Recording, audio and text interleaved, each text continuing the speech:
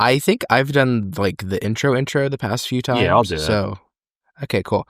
Well then let's clap first. All right. Okay. 3, 2, 1. Oh my God. It makes sense that our clap was good again, considering it's the Yeah. rhythm game episode. We got rhythm, we got music, we got each other. Yeah. Who could ask for anything more? Those are lyrics. I thought that was poetry from your soul. No. I think that's Gershwin. Wait, let me stop down quick because my waveforms are very tiny. Don't say it. I've never complained about it before.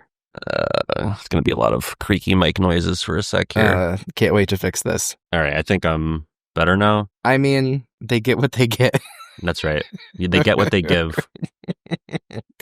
And we got the music in us. Lyric. Yeah. Yeah, there it is. I knew that one.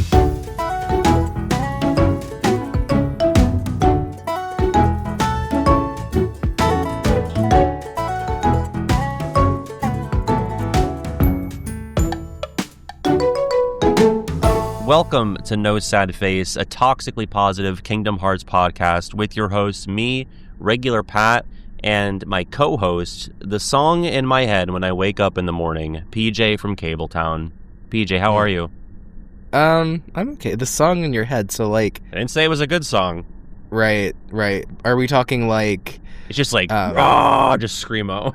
Got it. I was thinking more like the Cranberries, like... Which I guess... Zombie! Like, that's a little... Yeah. I think I'm there. Okay, cool. Yeah. Sorry about that, everybody. I'm sure that we both just peaked in your... Awesome waveforms. In your ears. I gotta tell you, I'm sick again.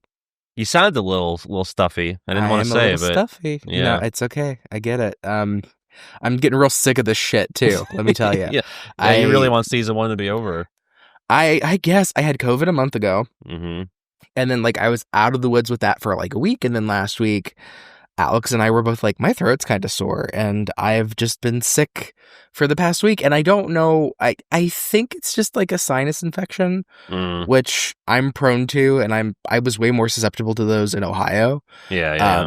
But I think from where I was sick before, maybe my defenses were down. And Alex never gets sick. So I don't know. I always get, like, the 2 times I had COVID, I always have some weird shit happen, like, a month after I'm done with it. So, I'm hoping that it's on its way out, I think. But, I'm going to sound a little Squidward-y today, more than usual.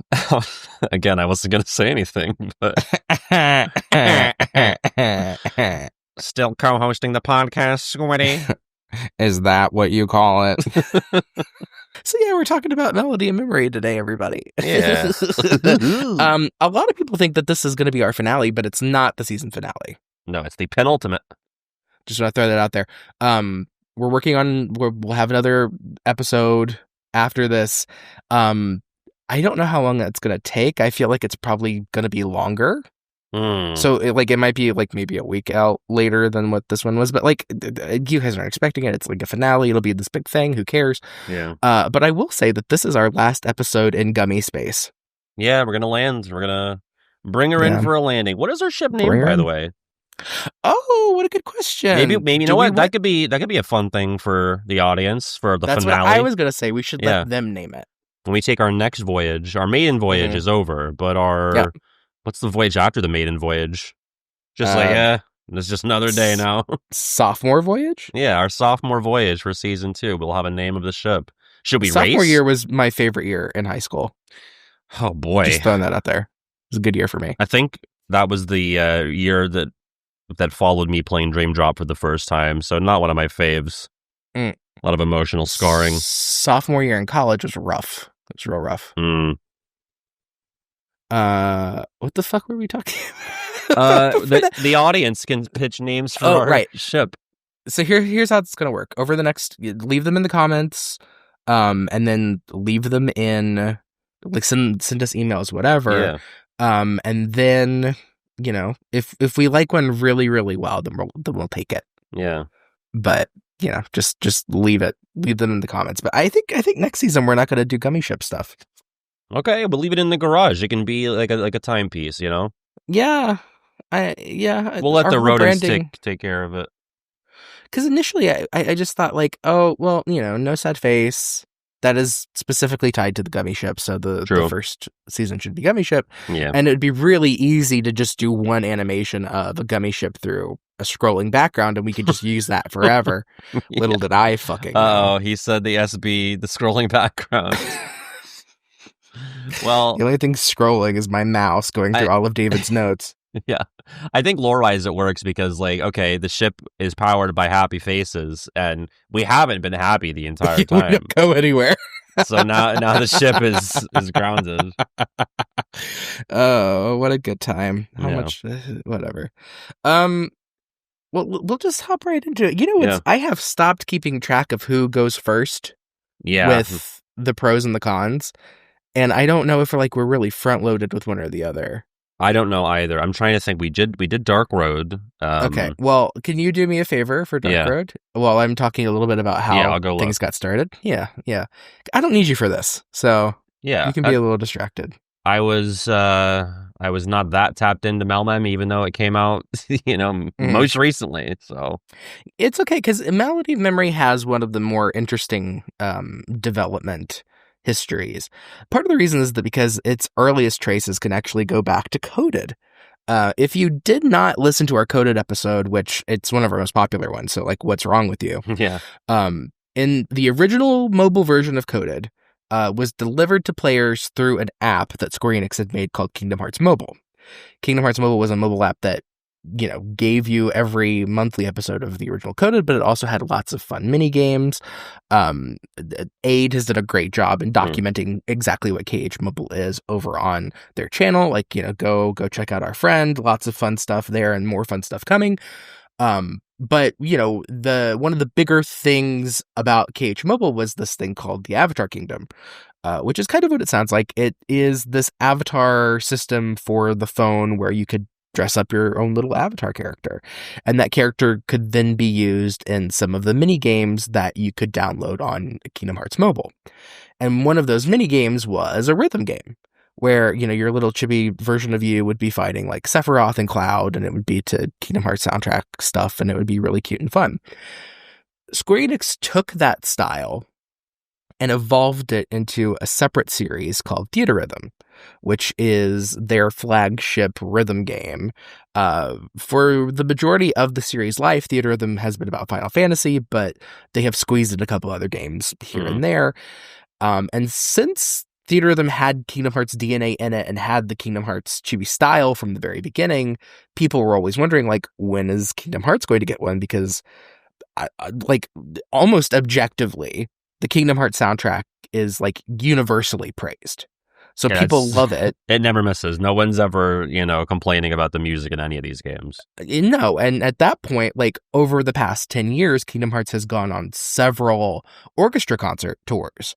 So, like, worldwide, people show up to these, and they keep doing them, so they must be successful. Right. So, yes, of course, people wanted a Theater Rhythm version of Kingdom Hearts, and in fact, the Theater Rhythm team did pitch a Kingdom Hearts game after they had tackled Theater Rhythm Dragon Quest. Because at that point, they were like, okay, well, we're not just doing Final Fantasy, we're branching out. This is obviously going to be popular. Let's do Kingdom Hearts. And the Kingdom Hearts team said no. In 2015, 2016, they were like, no. And I'm not sure why they said no initially, but it just wasn't something that they were interested in doing at that time. And then a little bit later, Disney started pushing them to do a Kingdom Hearts rhythm game. And around Kingdom Hearts 3's development, as it was kind of wrapping up, Nomura was like, okay, this is where the series is going. We're wrapping up the Dark Seeker saga. So maybe this is a good idea to do like a love letter to the music of the first saga, kind of like a goodbye and like the previous art style. Like, let's really cap this thing off, make it like a recap. Okay, cool. I'm in. Indie Zero is the developer that did Melody of Memory, which is a separate team. But a lot of people across the different teams helped work on it. You had people with Theater Rhythm working on it. You had people from the Kingdom Hearts team doing a lot of the animation work. The Visual Works team was doing a lot of the graphic and cutscene stuff for it. Like, even though Square Enix was not the direct developer, like, everybody had a heavy hand in it.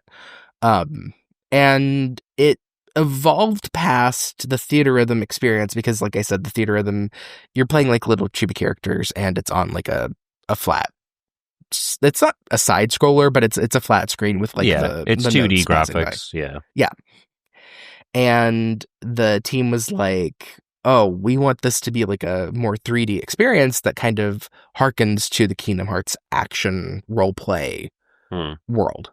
And they were inspired by that music box site that they did for, I want to say, the 15th anniversary.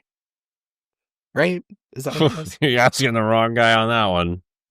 David will have to correct me, but there was this interactive website that they did for the 50th anniversary that was a music box site where Sora was running on a series of scales through sheet music, and the music would be playing alongside, and it was like this it was this 3D kind of you could interact with it experience on the site, and they used that as the basis for how Melody of Memory was going to go.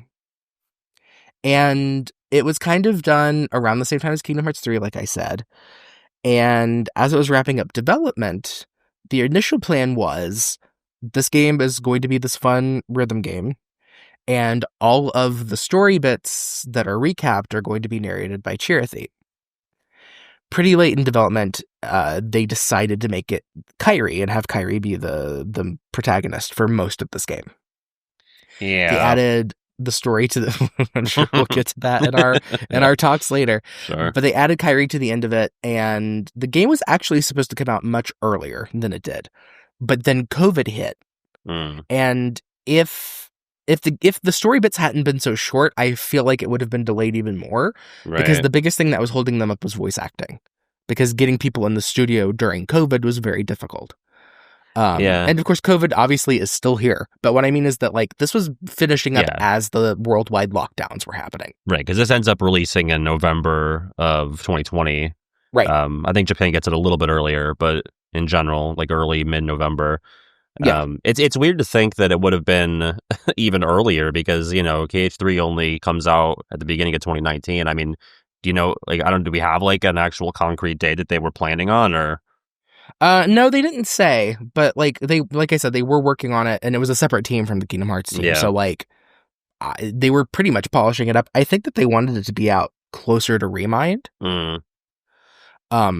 And, Remind released in January of 2020, and Nomura gave this interview saying, hey, Remind is out now, and we have 2 other projects that we're going to be announcing very soon by different teams than the Kingdom Hearts team, one of which is from the Union Cross team, and that will be announced tomorrow. And then we have another game that's coming out probably sooner than you think it would. Right. And people are like, oh my goodness, what is this? What's happening? Oh my gosh, we're so back. We're back to doing multiple games in a year. Oh my gosh. The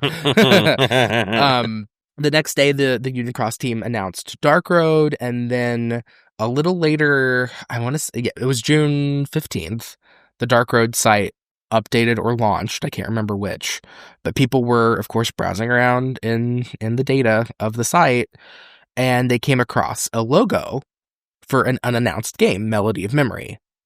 And everyone was like, oh my god, we found this logo. What is this? What's going on? This is a different game. And there were a lot of speculations about like what it could be. A lot of people thought that it would be Kairi centric because in that interview, Nomura said like the ending of Remind leads into what happens in this next game. And some people took that to mean Kairi. Some people took that to mean Roxas and Shion going through memories. Some people took it to be like Naminé was guiding them. Like, there were a lot of things that were speculative. But the biggest hope was Kingdom Hearts Theater Rhythm. Like I said, people have been wanting that for a long time. And we actually didn't have to wait very long to find out because the next day was the Nintendo Direct where they formally announced A Melody of Memory. I was going to say, I couldn't remember because I know it was something I was watching live and I figured it was a Nintendo Direct, but I kind of forgot that it was like, such a specific thing where it was just, okay, just a Nintendo thing is where we're dropping this. It wasn't like a state of play or a general Square Enix thing. Yeah, it was at a Nintendo Direct, and it's the only Kingdom Hearts game that has been announced through a Nintendo Direct. And of course, it was never going to be a Switch exclusive. They announced pretty quickly that it was coming out for the PlayStation and for Xbox, and it would be released on everywhere that the other games are. But, the biggest surprise, I think, for people who are Kingdom Hearts fans was that they announced that it would be coming out in November.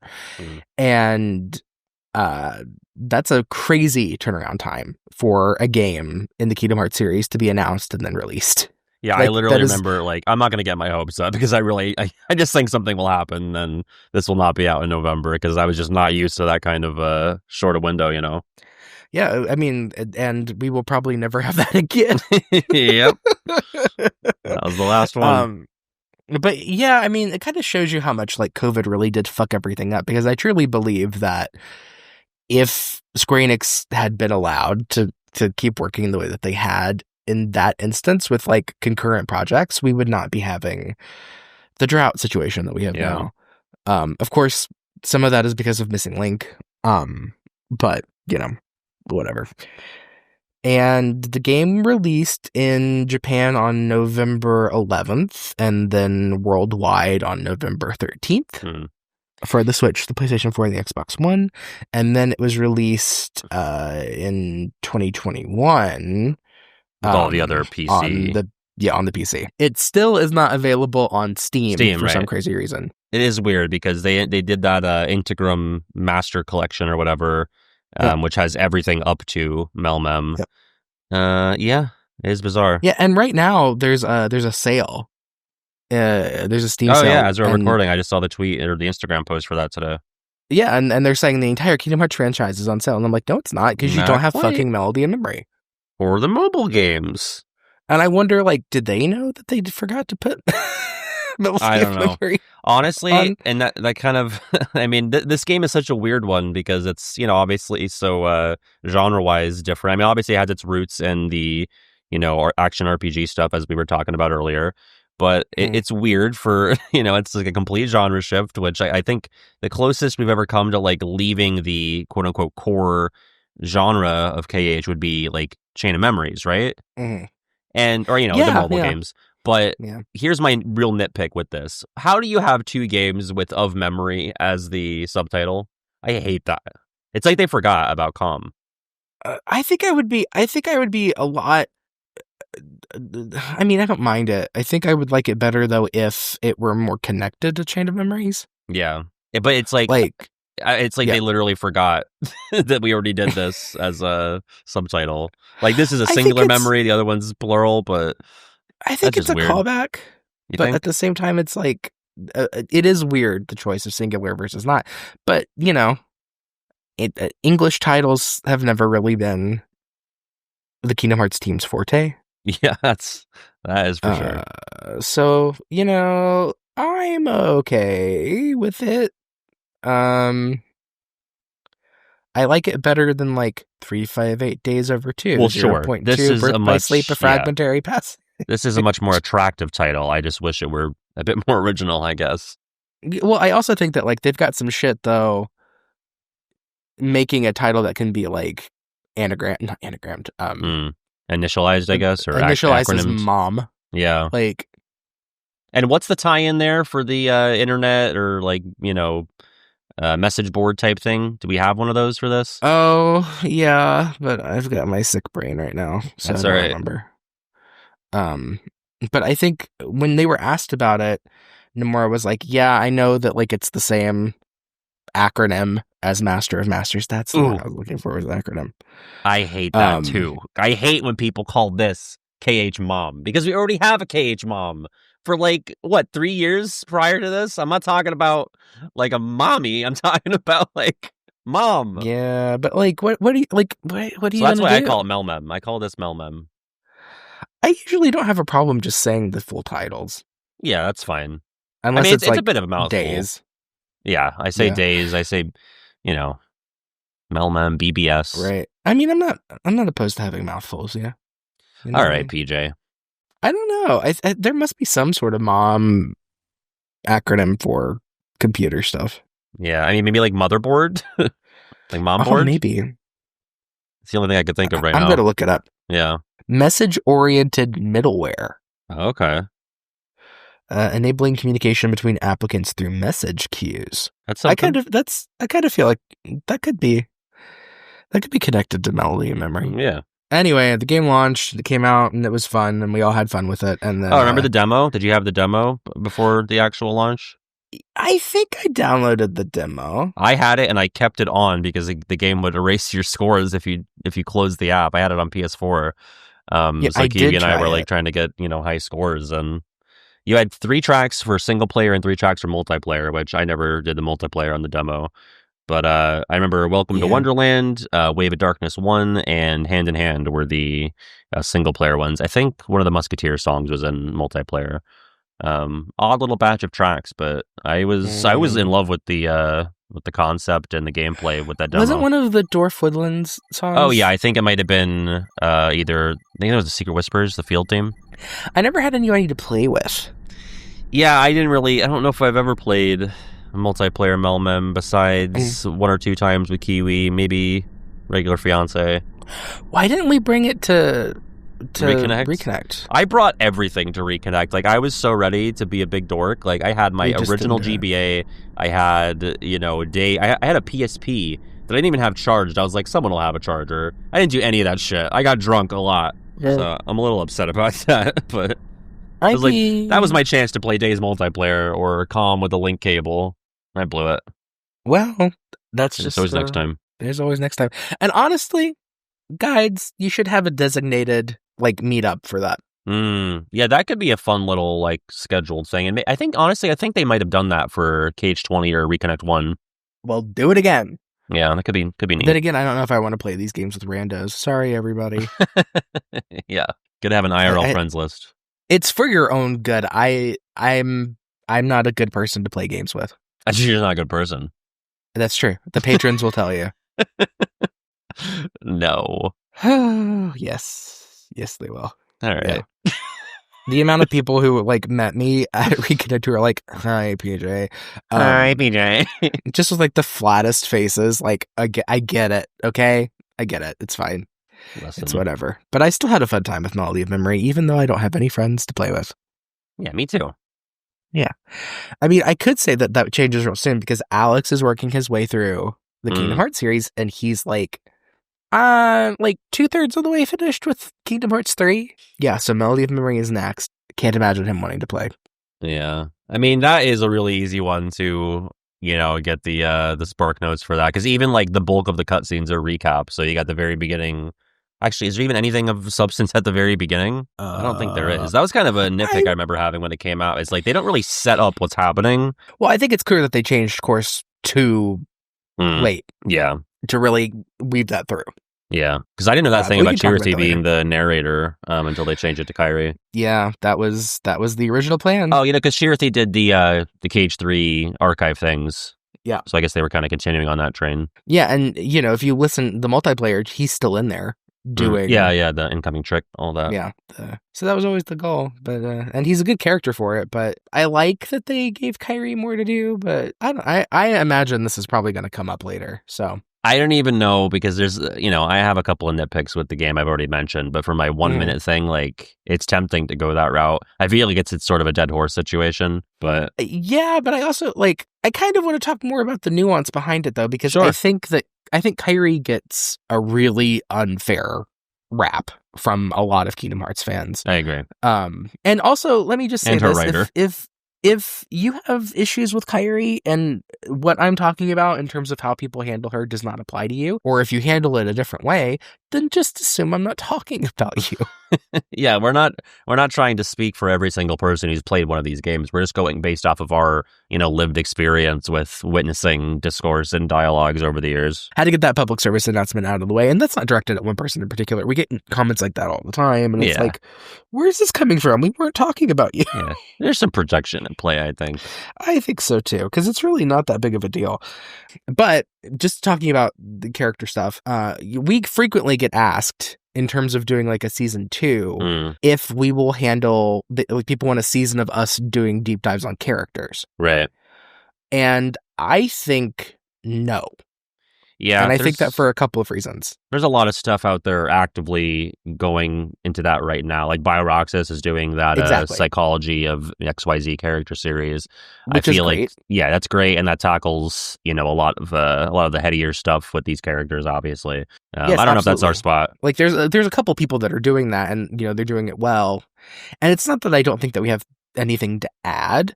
It's just that I don't want to step in that space right now Yeah, because like that's it's, already being covered pretty substantially and competently at the moment. like maybe later if we feel Yeah. particularly impassioned about doing a whole season of that. But also on the other hand, like I am not interested in talking about a character and then getting attacked because my interpretation of the character is not yours. Yeah, I feel like that's a lot easier to get heat for as opposed to just talking about the games. I think people get Right. really attached to characters, which is, you know, a testament to the writing to an extent in some spots. Yeah, there's nothing wrong with interpreting a character in a plethora of ways. Yeah. And it's okay if we disagree. And it's okay if, like, I don't think that the series is going in a certain direction. Because at the end of the day, at the end of the day, it's either going to happen or it's not going to happen. We have very little control, no control over the creative direction of I've got a Kingdom little Hearts. bit of control. I didn't want to tell you guys, but I do have an in or two. Anyway, Kairi. Yeah.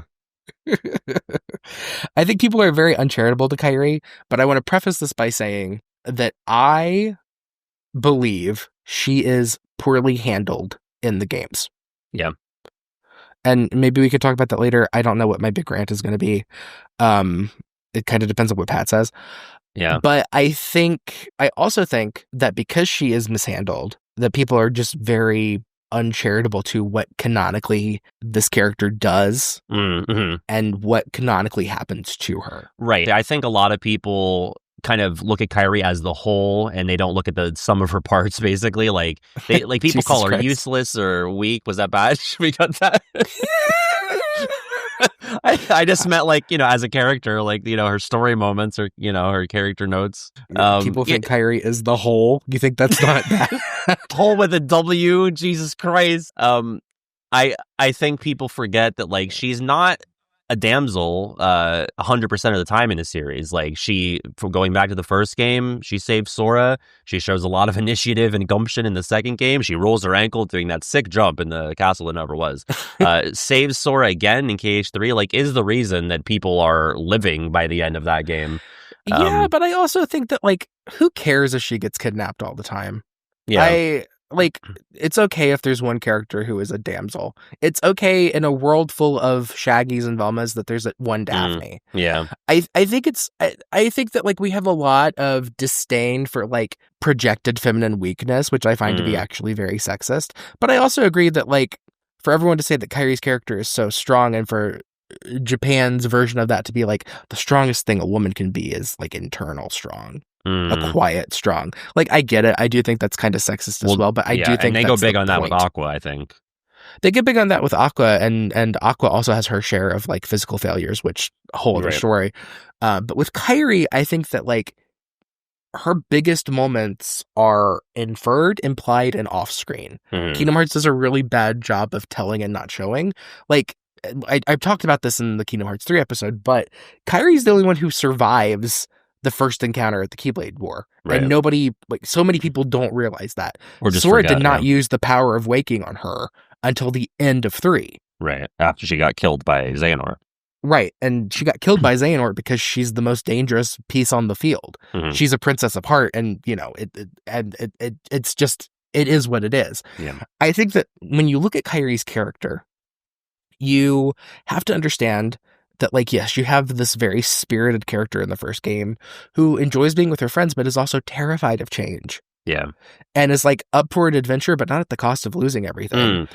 And when it becomes clear that she's going to lose a lot of stuff, she backtracks. Yeah. Or she says, like, let's just cut our losses and just do this thing and just be done with it so that we can have this good experience and then come home. She says, like, I can always come back, right? And then when that's thrown into disarray and that stability that she loved is taken from her in the first game, she spends the rest of the series recovering from it. The Kairi that we see in Kingdom Hearts 2 is not the same Kairi in Kingdom Hearts 1, and in some ways that's bad, but in some ways it's understandable because she's undergone a huge amount of trauma. Yeah. And, like, I think this is intentional. I don't think this is necessarily bad writing. Right. I do like how MelMem is starting to capitalize on that facet of her character with, you know, talking to Terra Xehanort and him being the guy that's, you know, initiated a lot of this trauma on her. I remember when I was doing that project where I picked every character's quote unquote best moment. I remember talking to you about, like, I'm not sure what to do for Kairi because I think you can go with these moments that are big for her in the story and memorable, like when Sora is brought back by her in the entrance hall in Hollow Bastion, or when she saves Sora in KH3. But I felt icky about the fact that they were so tied to Sora and his character and what's happening with him. Like, Mm, yes, it showcases her power and her abilities and her strength as that Princess of Heart role, but I didn't like how it was so connected to someone else. And so the scene that I ended up using was that scene that you just quoted, where it's her and Sora standing on the dock at sunset, and she talks about like her sort of hesitations, because I feel like I think explicitly the series has kind of gotten away from that thread for a bit, but they are picking it back up with something like the finale of MelMem, and I am excited right. to see where things go with that. I mean, I also think that people are really hard on the way that MelMem ends, and I don't Mm, disagree with all of it, but I do want to say that, like, she knows that she got killed. yeah. And ever since Dream Drop, she has wanted to be helpful, despite Yeah. the fact that she is not a fighter. And so she trains, she becomes very adept at Hmm. using the Keyblade. She holds her own for a very long time in the war, but ultimately gets captured, gets struck down, is revived, and then, of course, she faces guilt. Of Hmm. course, the first thing she does is, how can I help? How can my memories help? How can I do something right now that helps us find Sora? And then she sacrifices basically her autonomy for a year in order to try and make it happen. And when she's in more control of her faculties and she's, dealing with her own subconscious, the first thing that pops up, of course, is Xehanort and all of his forms and the way that he's affected her entire life.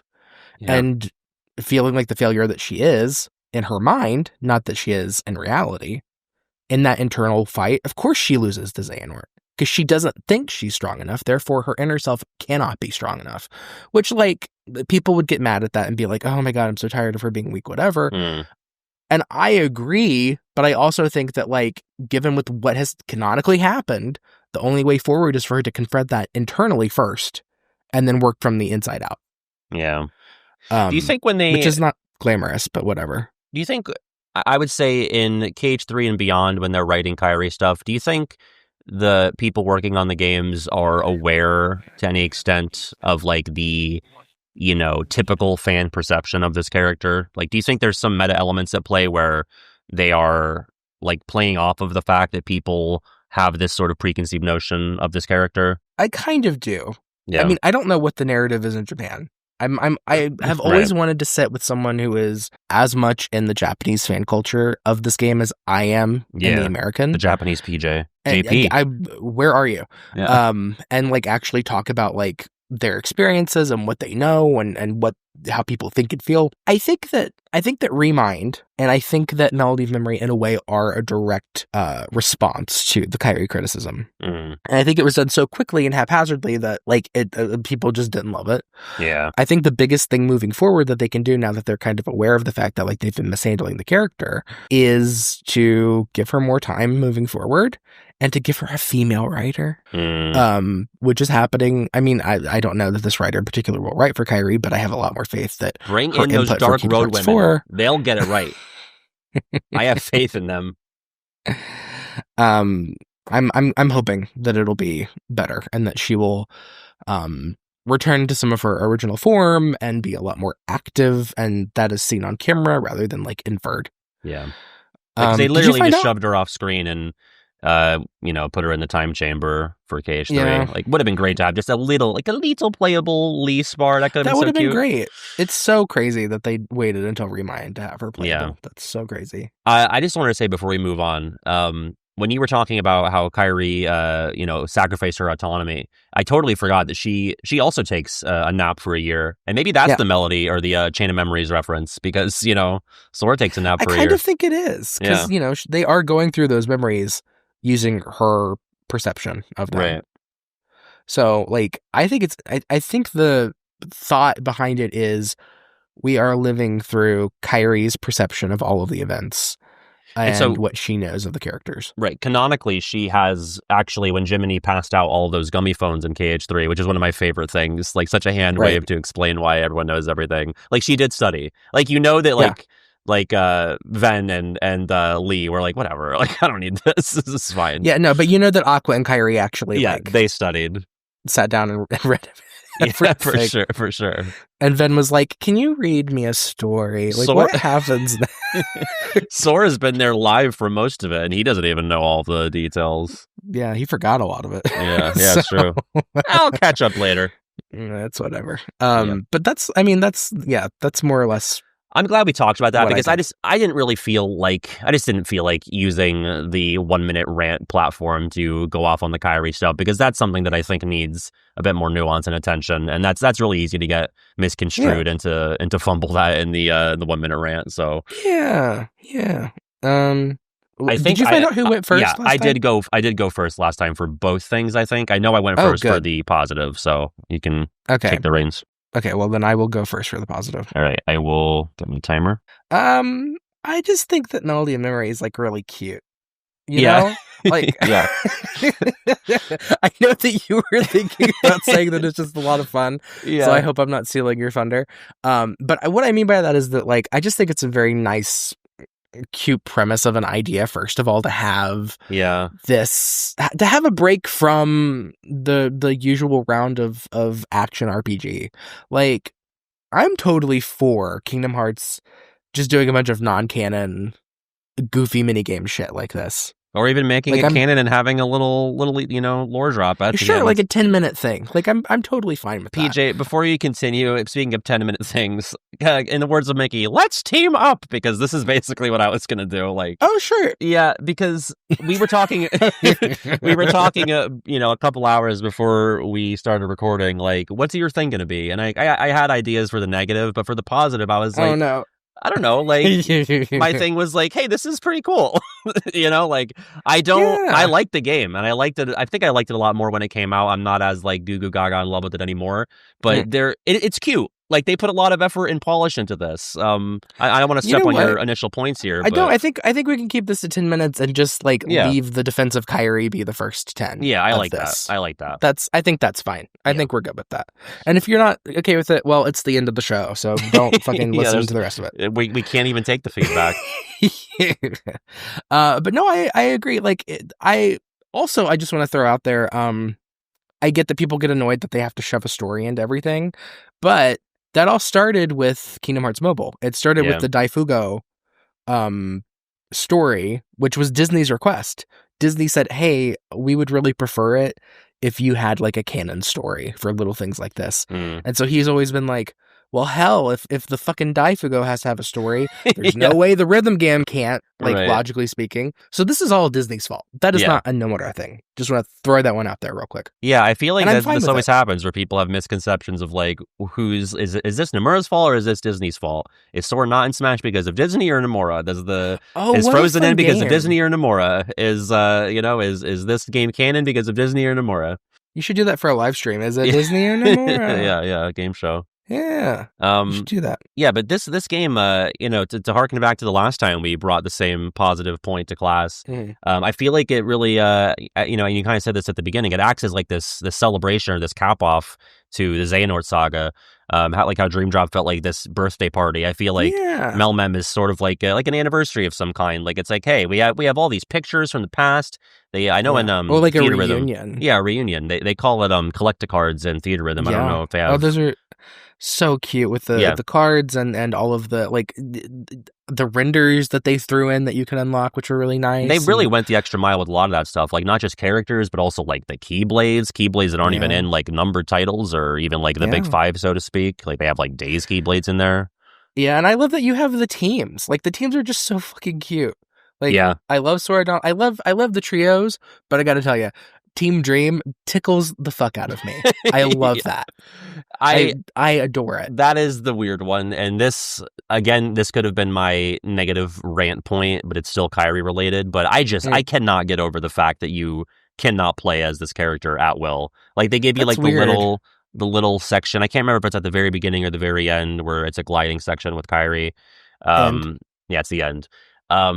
I think it's because like maybe they didn't want to like do a repeat of characters. So it's like, well, who do you put Kairi with? Probably Sora and Riku, but they're already using Sora for SDG, and then they end up using Riku for fucking Team 3D with Meow Wow and Komori Bat. I don't know. I think at that point it's just like maybe once you like beat the story, like you can mix and match your teams. I would love that. Yeah. But like the fact that you can't select Kairi at any moment and she's like in the smack Honestly, dab middle of the box art, I hate it. yeah, and I think the very end, it could have, they should have just made the end like normal but harder, and Mm, then have Kairi on her own, because then it's yeah. more isolating. It proves more of a point. Um, but yeah, I mean, to go off of that, like that part's kind of a bummer, but Team Dream is really cute. So like, Yeah. what are you gonna do on that? Yeah. And just we don't go to all the Disney worlds, but we go to most of them, and that's a lot of fun. It kind Yeah. of feels like a theme park ride, the way that those backgrounds kind of go through the track. I've always thought that was like a lot of fun. They're really neat. They do give like a dark ride energy, especially certain ones. Like I feel like I remember in like Wonderland or Traverse Town or Mhm. Monstro. Like it feels like you're like getting new bits of these worlds, like these interstitials between areas that you wouldn't see as you're moving between the rooms in something like a KH1. Yeah, I always thought that was really yeah. neat. And again, like seeing. Oh, go on. I was just going to say, speaking of the Disney worlds, there are some strange omissions, and I think a lot of that comes down to just like copyright, Yeah, for sure. difficulties. I think with something Yeah. like a KH3, they have a budget, and not that they don't have a budget for this, but like they're willing to throw around, let's get Caribbean actor likenesses kind of money. Whereas with, a MelMem, they're like, okay, well, we have the Space Paranoids music, but we don't have, the likeness of Tron.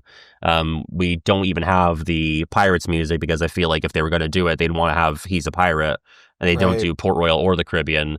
Right. They don't do 100 Acre Wood, which I don't know if that's a copyright thing or if it's just like a contextualization thing, given that, Kairi's flying between the worlds and that's like a book. I think the 100 Acre Wood field theme.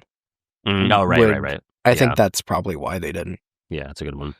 I mean, they had them that they licensed, but I think it's probably a mixture of the field theme and also like, does it make sense to be fighting Heartless in the 100 Acre Wood? Oh, yeah, I never thought about that. Yeah, because that's never happened. It'd all be bees. That's all be bees, or they'd have to make up. I guess they could have done a memory dive, but yeah, that too. Yeah, I mean, and that was another weird thing about. This is not meant because this is supposed to be our positive point, but I just, oops. Yeah. I'm not even saying it's bad. I'm just saying, oh, that's weird. Like all of the KH3 levels are memory dives, whereas all the games prior mix in. Do they? I know they're primarily at least the traditional. All the 3 ones are memory dives, and then no, I'm saying the ones before that, like all the other games, and the other ones are normal. None of them are okay. Yeah, so I think that is just like they didn't want to or didn't have the time or resources to like render all of those environments that we were just talking about, where you're like actually moving through the space, and that's very obvious when you're playing it. So it took me out of it a little bit. Like, oh, okay, like I kind of prefer the traditional style over the memory dives. But I mean, it would have been really jarring. They would have had to. I mean, they didn't have to, but to do the Kingdom Hearts 3 visual style versus doing a demake of them. Yeah. But I will say, on the flip side, it was very cute seeing Kingdom Hearts 3, Kairi and Sora in the old art style. Like, that's very cute. I love that. And I also love that they all get their own little theater of them chibis on the loading screen, except for Kairi for some fucking reason. Really? I totally forgot that she didn't have one. Kairi doesn't have one. Yeah. It's like, okay, they make it really easy for people to have issues with how they handle her, Like, I know. Even things like that, it's like, come on, man, you couldn't give her a fucking chibi. Yeah, I made one. That's probably why in my brain, I'm like, of course it exists, because I've probably seen the one that you did. Probably. Some real bullshit, I'm telling you. Oh, but it's good. This is the good stuff. This is the good stuff. Yeah. This is the good stuff. The Disney characters as guest characters, of course, is great. Seeing so many of them join you is a lot of fun. Mickey is a temporary party member. I love that Mickey's form changes depending on who he's fighting with. That's so charming. Yeah, it's very cute. I think they could have done more with that. More outfits and stuff. Yeah, I mean, because I feel like they did go an extra mile to an extent, like having it even be framed through like a campaign mode. Like it could have just been a rhythm game where you do the tracks, but maybe like you said, they have this Disney mandate, like, hey, put a story in this, make this like relevant. But it could have just been like a Guitar Hero type, like I guess Guitar Hero has a campaign, but like a DDR type thing where it's like, hey, here's a bunch of tracks, go nuts. But they have the world tour. They have things like the synthesis, which like I didn't really pay a ton of attention to as I was going through, because I'm gonna do all these challenges and try to beat the songs on the highest difficulty anyway. But if Mhm. you're paying attention to those things, like they have these little event or challenge things you can do to like synthesize songs. I thought that was neat. Yeah. But like again, they could have, put a little bit more into it and like, hey, maybe you can synthesize or unlock like little outfits or the ability Uh, to mix and match your party, something like that. wouldn't it have been great if you could change the way your characters looked in like Halloween Town or Yeah, Atlantica? exactly. That way that, we finally can see like what the other characters' world costumes would look Oh, like. yes, yeah. Maybe that's But why they didn't do it, because it would have been like too much design work for Nomura. I would do it. I would do it. Yeah, I and mean, you I have done it. couldn't. I have done it, but I couldn't make it for the models. So whatever. I Hmm. get it. Whatever. Horse shit. Yeah, Now I'm mad again. it's the good stuff. It's the good stuff. Oh, but I do love that they also included a couple of Disney tracks. I mean, it's random that it's only a couple of Yeah, outside Disney and tracks. let's but, not go too deep because I have that's my rant. Well, I guess. Do Oh, you like want to do me? your rant? I'm asking you to do your rant first. Yeah, Wait, I'll go first. what's the timing? Did we do 2 minutes? So here's the thing. I didn't hit start. This is first. I could have sworn that I did. Like I know I pulled a stopwatch up, and I know I tapped my finger on my phone, but I guess I didn't look to see if the timer started, and it sure didn't. I want to say that we started talking about this at like the 45-minute mark. Yeah, I think we're good. And right now we're at the 54-minute mark. So I Yeah. actually think that we're probably about perfect. Yeah, like always. I'm going to ask you to do your rant first Sure. because I want my rant to be not yours. Yeah, And I don't that's want to fair. take it from you. Okay, So here I go. Square Enix, do you hate money? Like, do you not want to make money? Disney, do you? I thought you guys loved money. How are we not keeping? Like, how is there not still songs releasing for this game in 2025? Like, maybe that's a bit late. It's a 5-year-old game in a month or two. But like, what are we doing? Like, how do you drop these 3 random Renaissance tracks and then like never return to this well? I just don't get it. Like, we could have, like the series. It is having like a historical drought now, but at least we could have had like, hey, it's our bi-yearly MelMem drops, more songs from the Disney catalog. I mean, there's a handful of songs from the Kingdom Hearts catalog that were snubs. I did a video back when the game came out. It's like the only real like main MelMem coverage I've done on my channel. But like, there's a lot of big snubs in this game. A lot of the KH3 tracks obviously got the short end of the stick, like Toy Box Jam. Swingin' Free from Corona. Every Disney World got either one field or one battle, I think. Maybe there's one exception.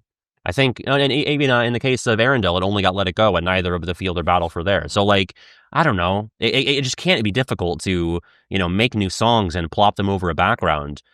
Even Face My Fears, I think, isn't in this, but Don't Think Twice is. Like, one of the main Utada songs is missing. And again, that could be like a licensing thing even, although I don't know, it was made specifically for KH, but I just feel like it was such a missed opportunity to not keep this game alive beyond. And I'm not like a DLC defender. Like, I'd rather a game have all the content from the beginning.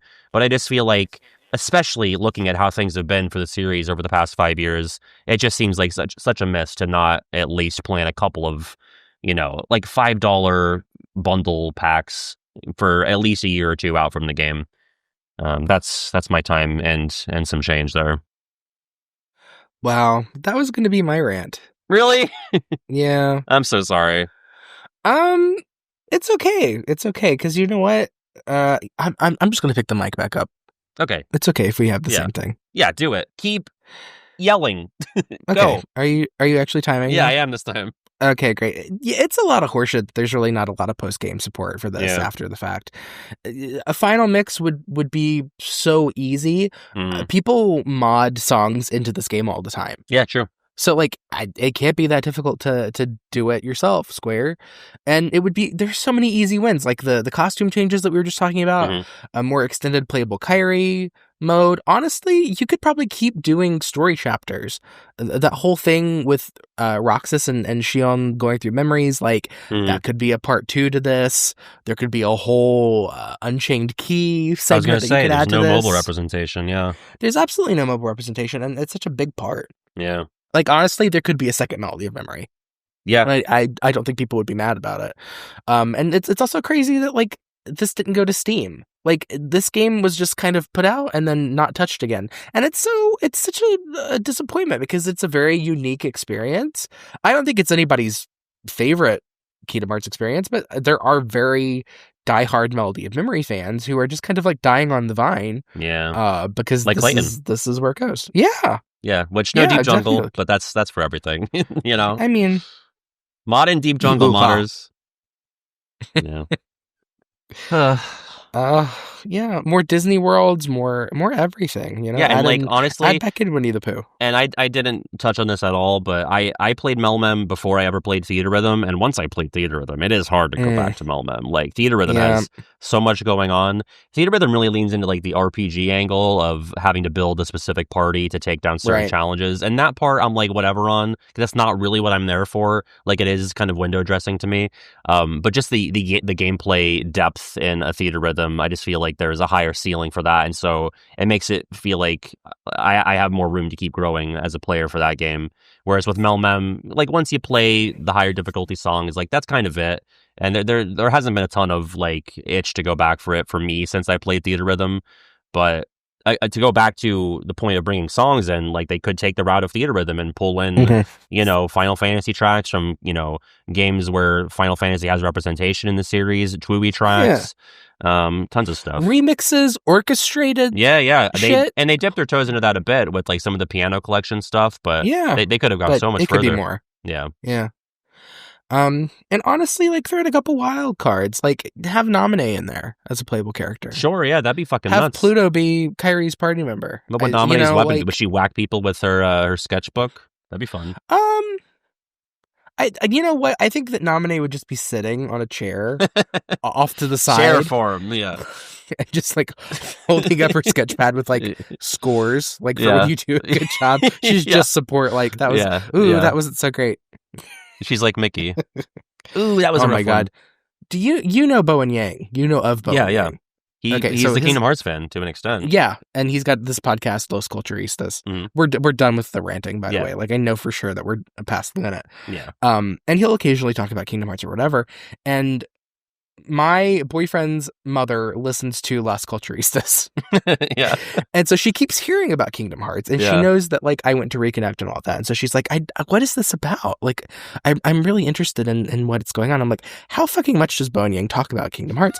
So I listened to the newest episode of Los Culturistas, and at one point they go on like this whole thing about Brittany Snow. About how much they love Brittany Snow. And of course at one point Bowen brings up that Bowen brings up that she's Naminé, and Matt, the other co-host, is like, I don't know what that is. I don't know what's going on. And Bowen was like, oh well, she's Hayden Panettiere's counterpart. And then he's like, well, technically she's a nobody, and a nobody gets created when a person with a strong heart gets turned into a heartless. So in Kingdom Hearts 1, Kairi became a heartless, and her nobody is Naminé. And I went, hold the fucking phone, Bowen. Oh no, you're wrong. And I get wrong. I'm wrong about a lot of shit. Not wrong about Donald and Goofy though in 3. Oh, hold on. I'm not done with this. Put the I'm not done with on. this. I fully know that clip that David used, Goofy looks a lot more green than he does in the final game because the gummy footage is color corrected to be bluer. Yeah. What happens when you mix yellow and blue? You get a stronger green. Yeah. And I know that it's not a true yellow. I know that it's not as yellow as those screenshots, but we haven't seen them in real time. Yeah. And Goofy's heart at the end of 3 is more, it leans more towards the golden yellow with like a hint of lime than it does the true green of like his fucking turtleneck. Yeah. And I will be deleting any comment. If you come after me about that, I will delete it and I will block you from the channel. So let's go. PJ, exit your drive form. Come back down to earth. Oh, but anyway, my other rant, Bowen is just wrong. Yeah. It's so frustrating. So I pulled up my phone in the group chat that I'm in with Alex and his mom, and I'm like, hey, just so you know, Bowen Yang was wrong. Do you think that, like, is there an outside chance that Bowen Yang has, like, seen stuff from either of us? Like, is he that big of a fan? He is a big fan. He's also incredibly busy. Yeah, I was going to say, like, he is currently, like, one of the main stars of SNL, so. He's in SNL. He stole my life. He made me cuckoo. He's in SNL. He was in a Gay Pride and Prejudice movie. He's in Wicked. Like, yeah, man. He's like, he's your ops. Getting things wrong about Kingdom Hearts too. I know, it's hard. It's just, and he's incredibly talented and funny. He's one of my favorite cast members on SNL. he's just wrong about this. Yeah. And I can't let it go. Yeah. God, could you imagine? Wouldn't it be your worst nightmare if they did a Kingdom Hearts related sketch on SNL? Like, that would be so. Like, we were talking Robot Chicken levels of disaster. Oh God, that was. You know what? Looking back on it, though, the Robot Chicken sketch was really not that bad. You don't think? It could have been so much worse. Could have been a lot worse. Could have been a lot better too. Well, yeah. Well, you're right. You're right. God, I don't even know how that would go. I wonder if he's ever thought about it. Lauren would be like, "What's a Kingdom Hearts?" Like, I think at most how about no? We'd be looking at like a reference at most, but like I think Bowen's like maybe when KH4 is like really ramping up, there's like a window, like he's waiting for it just as much as we are. Mm-hmm. Oh my God! And this whole like people being confidently wrong thing, it annoys me when it's people who talk from a place of authority, or when it's like those icebergs. Oh God, I hate an iceberg. I saw one of those on the Reddit the other day, and it was like the Dream Drop Distance definitive iceberg, and like the bottom of the iceberg was like Dream Drop Distance is just objectively bad game, and I'm like, this is not what an iceberg is. Yeah. This is not what an iceberg is. That's what my iceberg is. A collection of facts, facts and conspiracy theories, gradually and like more moments, obscure, in the discourse. Yeah, like that's not what it is. And also, it was fucking wrong because it said this is the last game with Russi Taylor's voice in it, and it's fucking not, because Russi Taylor was Huey, Dewey, and Louie in Kingdom Hearts 3. Mm-hmm. So yeah, I don't know who put that together, but you're wrong, and eat it. Sorry, random Redditor. But kind of talking what you were talking about earlier, where you were like, it would be fun to do a more Theatrhythm-like experience of like party management and RPG and all that stuff. We have an interesting question. It's time for questions now. Let's do it. Yeah, I was going to say, we have emails. Ahem. A letter to the MelMem episode. Hello, sirs, No Sad and Face. Feel free to guess which one is which. Oh. I think your face card never declines. I'm for sure Face. Yeah, I think I'm No Sad. You're Sir No Sad and I'm Sir Face. Okay, cool. I'll take it. Glad we got that figured out. I've personally only played the demo from MelMem. I'll buy it eventually, so I can't say much about it, but in honor of the season finale, this is not the season finale, my question for the both of you is, in a hypothetical world where you could have any genre of Kingdom Hearts side game, what would you have? Purely Kingdom Hearts based? I might go for a racing game, kind of like Rumble Racing, but good. If it's Square that has Kingdom Hearts characters, I'd love a Square Dissidia-based fighter based on the old PSP ones. Much love from Finland, and I'd love to see a Season 2, whatever format that would allow. Signed by Aaron. Or Arin. A-R-I-N. I think it's Aaron. Or Aaron. Aaron? Probably Aaron.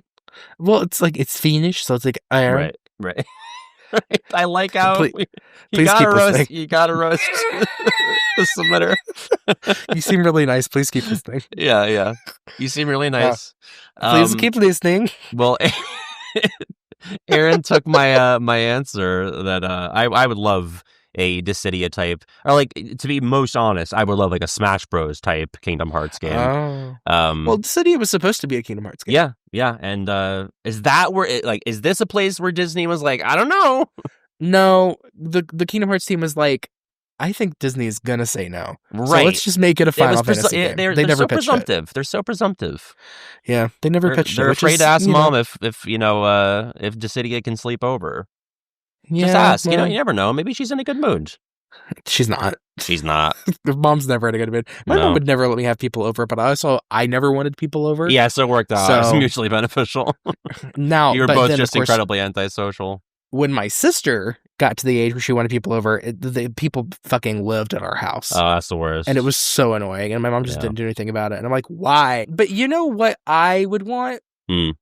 I always kind of wanted, and I don't particularly like tactics games that much, but I always kind of thought that an ideal version of Dark Road would be a tactics game. Okay. Where the field would be like the chessboard.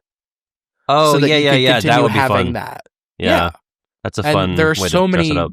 classmates and apprentices, and they all have like these different fighting styles and stuff. Like, I think in an ideal world, that's the Xehanort game, because he's such a tactician. That would be what I would want. Or Risk. Risk with Disney Worlds. Yeah. I'm moving all of my units to Wonderland.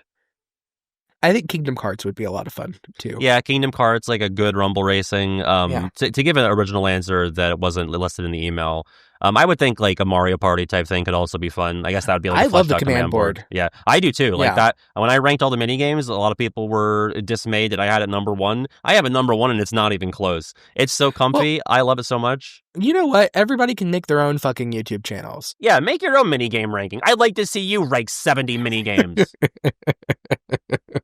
Do it. I think a more Pokemon-esque version of the Tree Meter mechanic might not be so bad, but okay. I won't buy that, but you can buy it.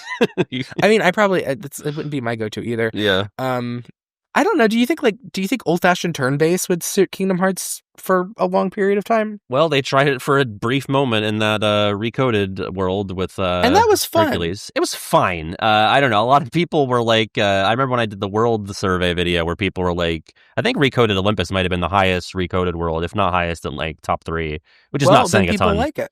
Yeah, people like it. I'm like, you guys should play like Final Fantasy X. You'd love that if you like this. Yeah, but like, they did it because it was an homage to Cloud and Final Fantasy. Like, yeah, no, I get it. I get it, but it's just I just don't. I don't know. Like we already have that. Like this series branched off from at the time this was 2002. So like FF10 was kind of like the last traditional Final Fantasy in terms of being like strictly turn based, no ATB or anything in FF10. So I don't know. I feel like KH has its own identity. I feel like maybe for a spinoff, but I just feel like at that point it's already like we're already derivative of that old stuff. I feel like we're like a snake eating its own tail to go back to that. Mm-hmm. But it's I'm sure it'd be fine. They could make it work. I'd play it. Well, okay. Yeah. But I do have another one. Yeah. Hi, PJ and the other guy. Okay. Points. Yeah, it's about time you got to win on these. Oh my god, this is a PJ question. I'm mailing in to ask PJ about what some of his favorite other games besides Kingdom Hearts are, because I've never really heard you talk about other games that you enjoy before, like you said in the Dark Road video, and I'm so curious to know about your gaming tastes. I guess that's true, because you play, you won't shut the fuck up, so people know what your games are. Yeah, you're not known for talking a lot. Not about other things. Enlighten us, chatty Cathy. What are some other series you particularly like? What do you tend to look for in games? Is it gameplay, good story? Do you have any recommendations? Pat can answer too if he wants, I guess. I'm so sorry. Kara. Yeah, this is Kara Underwood. Oh, I say Chara, but it is supposed to be Kara. It is Kara. Like they told me it was supposed to be Kara, but now they're used to Chara. Kara made a point to say what the pronunciation is. So. Yeah. Yeah, good question. Good question. They know my taste. I won't even step on this. I have a whole backlog. You can go to Regular Pal and Backlog, which I love that website. If you're not on it, you should really check it out. I'm actually a Patreon supporter for Backlog, so I have all my shit on there. But PJ, do you have a backlog? I have one. You shouldn't look there to see what I. Yeah. It's not great. Not up to date. Because I've literally put down everything I've ever played in it, so it's not very informative. Oh, I have too. If I touch something for 2 seconds, I will say that I've played it, but right. I'll mark it as complete if I've actually been in it. Yeah, it's like, oh, Death Stranding and oh, cool. Rugrats Angelica fashion. Yeah. Cool. Both great. I'm pretty eclectic. I don't have like a thing that I'm like, oh my god, I have to get every like I'm a big FPS fan or whatever. Yeah. The only thing that I've never really given a fair shake are sporting games, because I've never really been in sports culture. I'm not the kind of person that's like, ew. Yeah. Because like I get it. It's just, those things aren't really for me. So you're not going to see me like pining for a specific genre. Like I like so many of them, like when the mood arises. I'll try out anything if it has really good word of mouth. So like if there's a game that like our circles are talking about where it's like, oh, you have to play this, you have to try this, like of course I'm going to look into it. So like, most recently I did Blueprints, which I thought was a lot of fun. And I do like the occasional puzzle. Like, of course I love like the Portal games. Those were so much fun. I love some RPGs are really great. Like I loved Persona 5. The other Personas have not really caught me as hard as Persona 5 did, but I really loved Metaphor ReFantazio. Yeah. I thought that was so much fun. That's one of my favorite games. Regular Fiance is playing through that right now. Does she like it? She's addicted to it. Like that's what she wants to do. So it's so good, but it is girthy. So yeah, it's a long game. It's like 60+ hours, I think. Yeah, but that's kind of what you expect from that game. Yeah, for sure. And you know, I kind of want to replay it again, but I'm not quite there yet. Yeah. But some of my favorite all-time games are some like indies. So like I loved Night in the Woods. I really loved Firewatch. I think that is pretty divisive amongst people, but Firewatch is one of my favorite games. I liked it. I loved Oxenfree. You know, like if you get me in with a good atmosphere and like a fine gameplay loop and a good story, then I'm pretty in. Hades is another example of like, I'm not a big roguelike person, but like, yeah, me either. But that loop is so good. The story was so good. Yeah. The acting was so good. The art, like, it's just a great experience. That's like a rare game that I give a 5 out of 5. Like I do that for KH, but that's so good. Yeah. I don't have many that I consider perfect games, but like, those are some of my favorites for sure. If you had to, and I just talked about this in my most recent video, but if you had to pick, like, what's your second favorite video game series? Like, not just game, but like, this is an established franchise. It's not Kingdom Hearts. What is taking the silver medal? Because I think it was so tough for me to figure out. When I eventually came across it, I was like, oh yeah, of course, it's Pikmin for me. Well, I think that's the problem, is that Kingdom Hearts is the only series that I like. And all the other games, like, they have like a game in their series that I enjoy. So like, I can't say Persona because I really only have liked Persona 5 so far. Right. I can't say Final Fantasy because I've really only liked 7 and you know, parts of 10 and parts of you know, whatever. But I haven't played all of them, and I kind of don't want to play all of them right now.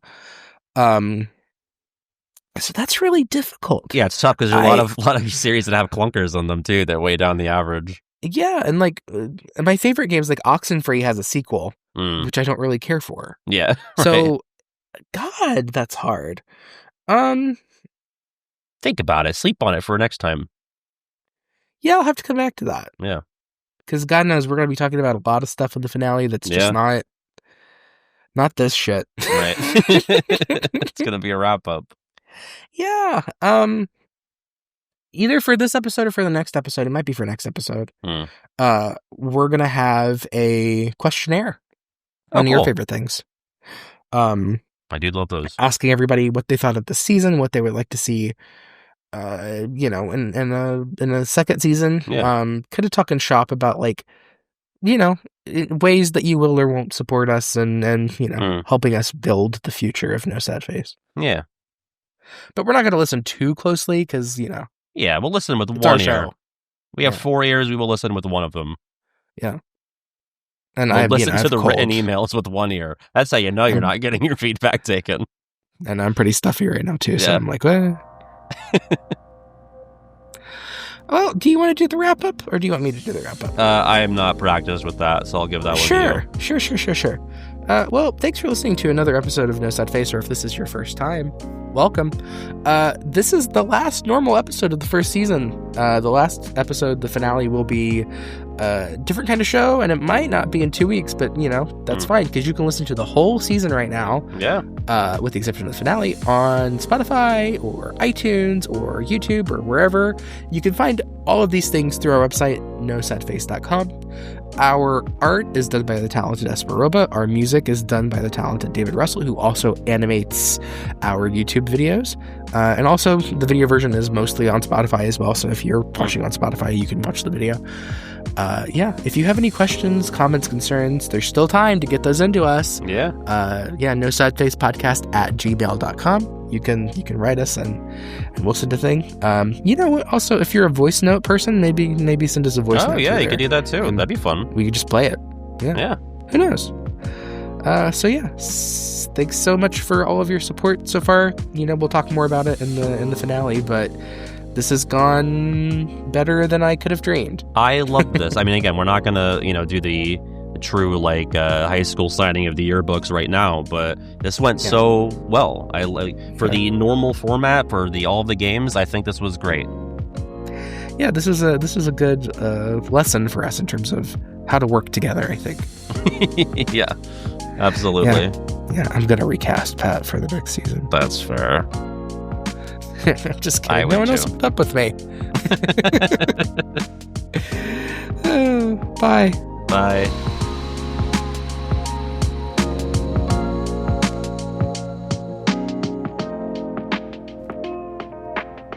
Yeah, we don't have a sign-off phrase. Like everyone else, like, you know, answer reports got "May your heart be your guiding key." Now fuck off. Maybe we should get one. Or is it kind of nice that it's sloppy? You know me, I love a sloppy. Yeah. But I don't know. Like, we can't come up with an ending on our penultimate episode. Yeah, you're right. I mean, we could debut it for season 2, but maybe we can let them vote on that. Like, what should our sign-off phrase be? Let's just let them that's build fun. it. Yeah. Yeah, put that in the comments. Yeah. Maybe we'll read them. Maybe. Gotta learn how to read first, though. Yeah. That's what I'm gonna do in the season break. I'm gonna go back to school like Billy Madison. Yeah, I'm gonna get hooked on phonics. Did you ever get hooked on phonics? No, it's a gateway drug. No, I was proficient in reading and writing. Yeah. No, so of course not. Did you? No, but they did give RF the hooked on phonics. Oh, well, no shame. Yeah. If there had been like a hooked on math when I was a kid, I definitely would. I needed the hooked on math for sure. Real bad. Jumpstart was not jump starting. No, not for me. Reader Rabbit. No. Was only teaching me how to read, not how to math. Those animals. Yeah, I think maybe this is why furries are a thing, is because we were exposed to a lot of anthropomorphic. You think teachers. So? No. I was going to say that'd be crazy because I feel like furries have existed since the dawn of everything. They really have. Shout out to furries because they've actually been like a real part of culture since the very beginning. Yeah. Like those Anubis heads. Oh, yeah. You're going I was going to like the plague doctors. I'm dead serious. Yeah. The anthropomorphization of animals has been like a thing for thousands of years. Yeah, long time. Yeah, is this our outro? Cultures. I guess so. There's lots of cultures of like, you know, spirit animals and Native American culture is not quite the same thing. But what I mean to say is that like there is a lot of like mysticism in a lot of cultures and religions that deal with like animal spirits and human spirits. So like it's not that far fetched. I think furries put world building on their back. For sure. And also, furries are some of the best artists I've ever seen in my life. They're so fucking good at drawing. What is with that? They always are. I never understand it. Yeah. Yeah. Well, that's write in why you think furries are so good at drawing. I mean, write it in. We love furries. David, put in that picture of me and my cousin at Halloween. My cousin's a furry, where I'm attacking him with my keyblade. But it's not because I hate furries. It's because he's a dick. Yeah. That's an important